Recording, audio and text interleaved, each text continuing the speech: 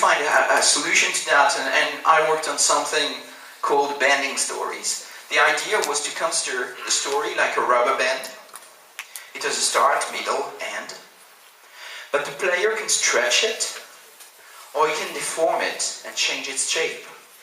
But whatever you do, the rubber band is always there. It always has the start, the middle, the end. You can change its shape. It may take you more or less time through different routes to reach all these stages, but you will reach them, whatever you do. So it's great because it's about giving some level of freedom, and actually a lot of levels of freedom to the player. Giving him a bandwidth, let him play as much as he wants within this bandwidth. But you can guarantee the quality of the story, whatever he does. You will never break the rubber band. And that's very important, because then I can guarantee the quality of the story that you're going to get. It's not like if you play an MMO, for example, depending on how you play, what happens, and if it's a good night or a bad night, you're going to have good story or no story at all. My role is to guarantee that whatever you do, you will enjoy the ride. So that's one of the many, many techniques that I used. And you can consider each scene like a rubber band. But rubber bands can affect other rubber bands in other scenes and have consequences.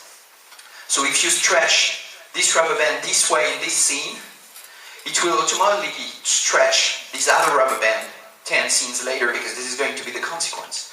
And then each scene becomes a rubber band, then your full story becomes a rubber band that you can stretch and deform, and then you can create something very organic and very modular. The player has the feeling of really impacting the story in a meaningful way.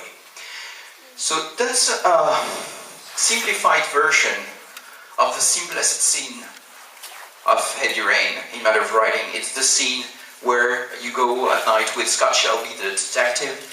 You go to a 7-Eleven store at night and to interrogate this guy, and he doesn't want to talk to you. So you just want to go to the back of the shop and buy something, but by the time you go there, there is a thief coming in and he wants to take the money. So you're in the back of the store, he doesn't know, the thief doesn't know you're there, and you need to decide what you want to do. You can stay hidden for the whole scene, and it's going to end up terribly. I mean, the thief is going to kill the storekeeper because he doesn't want to give him the money, and he's going to leave. And that's fine, no game over situation, no game over. The story carries on. But you created characterization where your character, Scott Shelby, is a coward. He could have saved this guy, but he preferred to stay hidden. That's your choice. Or you can decide to go, and you can decide to talk to the guy, try to convince him, use psychology to change the scene. Or you can decide that you want to take the hard way, the American way, hit him in the face, and try to fight and struggle and be violent. These are your choices, and there are many, many, many choices that you can have in this scene, and you can solve it in many different ways. So that's the way rubber bands work. I take a context, and then I write every single possibility in the scene. What are all the combinations of things that you can do in this context? And I just try to unfold them and to be clever about how different scenarios can be, reached in different ways, and reusing assets as much as possible, reusing dialogues, reusing animations when possible, but when it's not possible, doing just different things. So that's the idea, leading to different conclusions. What is interesting is that if you go to this conclusion, maybe it will have consequences on other scenes. So what you do in one scene has local consequences, but it could have also external consequences. So that's for the technique. Don't try not to be too long on that, but that's a very exciting field, and there are very few people working on this, unfortunately, because I think that there's a lot to do with interactive storytelling. It's a very interesting dimension, and very few people explored it so far. So what is the conclusion of all this? More than 2 million copies sold on one platform, which, if we were cross-platform, would be around 4 and 5 million. So that's solid sales. You remember at the beginning we said that only 25% of the people finished the game. Heavy rain, 72%. This is almost 3 times more than the average of the industry. Why? Very simple answer. It's not because it's a better game or whatever. It's a game with a story. And once you're engaged in the experience, you want to see the end. You want to see what's going to happen. You want to know if Ethan is going to save his son or not. When you're just a soldier going to war and you need to kill people through 20 levels, there is a moment where you say, well, why am I doing this? And you lose motivation and interest. Because there is no story. You don't know why you are doing this. You don't know what to reward you. You don't expect anything except more and more enemies to kill. When you have a story, very different situation, because suddenly you are emotionally engaged in the experience. Suddenly you want to know. Suddenly you care for what's going on. And that makes a huge difference. Huge difference.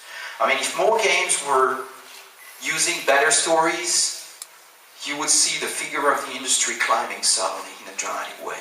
Even in first-person shooters, I think the story has a role to play. So what did I learn creating Heavy Rain? It was a fantastic experience. It was an incredible journey for me and for the team, and for Sony, who supported us all the way. What we discovered is that interactive storytelling is a valid medium. I mean, this old idea that story and interactivity cannot work together is just stupid. It's a nonsense. It can. It's just about trying. If you try, you can do it. It's a valid medium on a creative point of view, but it's also a valid medium on a business point of view. We made money, Sony made money. It made sense. It was a very risky project, probably at the beginning. But the next games we're going to make are probably less risky because of Heavy Rain. We showed that people could have interest in something else than shooting. So that's good news for us. It's good news for Sony. I think it's good news for the industry. So that was something very meaningful for us too, of course, as you can imagine. Let's talk about the future as a conclusion. Where does it lead us?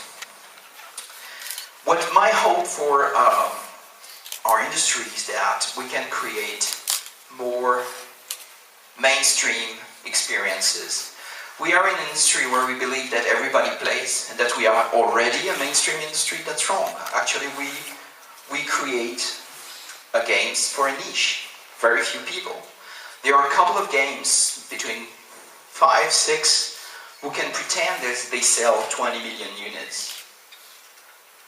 But not so many games are capable of doing this. So we're just talking to the same niche of people for 30 years.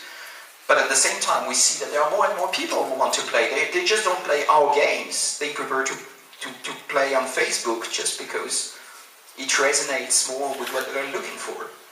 And that's the main problem we have. We need to expand our audience. We need to expand our market.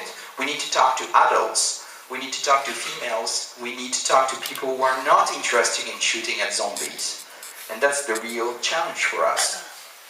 And I also believe that this industry is fantastic because it's a place for future talents. I mean, when you think about the movie industry, they started doing the Attack of the Train. That's one of the first movies ever made, very short, and it was gangsters attacking a train.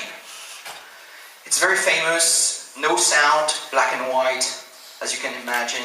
It's from the 20s, I think, or something. Can you imagine if all movies today were still about gangsters attacking the train, or attacking the bank, or attacking the plane, or attacking something? I mean, you would probably think that would be a very boring industry, and probably you wouldn't even watch so many movies yourself, because how many gangster attacks can you watch in a year? So that's very important. And most of all, where would be Stanley Kubrick? Where would be Francis Ford Coppola? Where would be Alfred Hitchcock? Where would be all these talented people if all movies were capable of doing were just shooting at people? Well, they would have never appeared, and maybe there would be writers or painters or no one knows. So I believe that games need to evolve, and it's going to be a fantastic place for the next Hitchcock or the next James Cameron or for the next whatever to appear. Games is the right place, or could be, or should be the right place. Because the real question behind this is, can we offer more diversity? On one hand, you see the industry, and you'll see more and more in the coming years, moving to the casual side, family entertainment. So yes, I can have my grandmother playing Wii, cool. I can have my wife playing Farmville and dealing with rabbits and chickens. Yeah, that's fine, that's incredibly popular. And on the other side of the industry, you got the ultra hardcore gamers doing really hardcore games where you shoot and kill and there's blood and blah, blah, blah. I'm interested in what's there, in the middle. I'm not interested in the lowest common denominator. Can we raise chickens and make my grandma play? Yeah, I'm glad some people do it, but as a person, this is not what I'm looking for. And I'm not interested in doing games with teenagers. That's fine, there are so many of them out there, don't need one more. I'm interested in there. And this space is actually huge. It's absolutely huge. The space between these two things, incredibly huge. So there's a lot of potential on a business point of view, but of course on a creative point of view. Can we come with the right ideas? Can we tell the right stories? Can we just create experiences that will be appealing to a wider audience? And I hope that the answer is yes. Because this is the conclusion of the decision that we are going to make. Do we want to become toys? Do we want to become comics? Do we want to become films? Let me explain. Toys, great for kids and teenagers. You don't need any meaning, emotion, we don't care. What matters is that you just have fun as you play. But by the time you close the box, forget about it and do something else. And there is an age where you stop playing with toys because you grow up and you want something else. You want more sophisticated experiences. Do we want to become comics?